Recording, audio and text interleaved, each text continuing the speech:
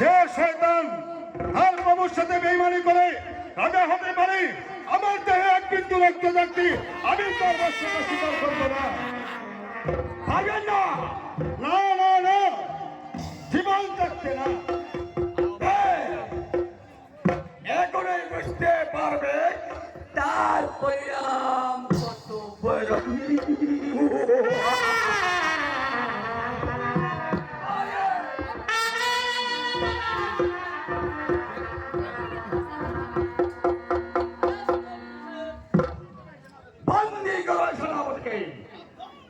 সাবধান পারবি, আর এক পা বছর হলে তোর গাড়ি আর মোটা লাগবে না।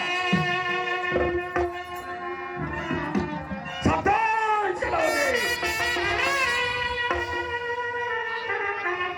আর বাক্য বায়না করে আমার মনটা স্বীকার করো, না হলে না প্রবাসীন বিরোধের পরিচয় না দিয়ে আমাকে বন্ধু করা অপুরুষের লক্ষণ।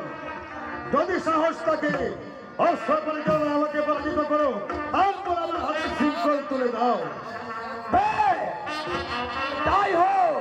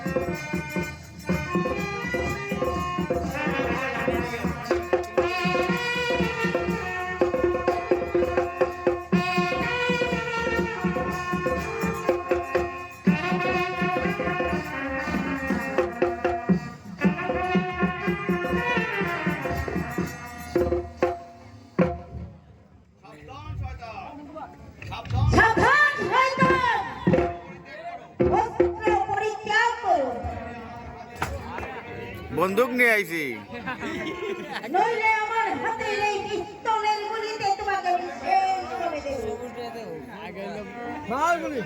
মারতো না, দেখো না বাল মার, সবুজটা দেও, লালটা দেও। বন্দি করো ওই শয়তানকে। এখন আমাকে রাজা বলে স্বীকার করবে কি না? না,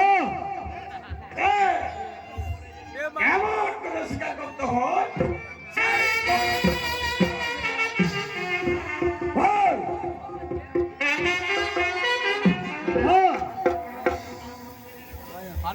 আর তুমি জেনে রাখো,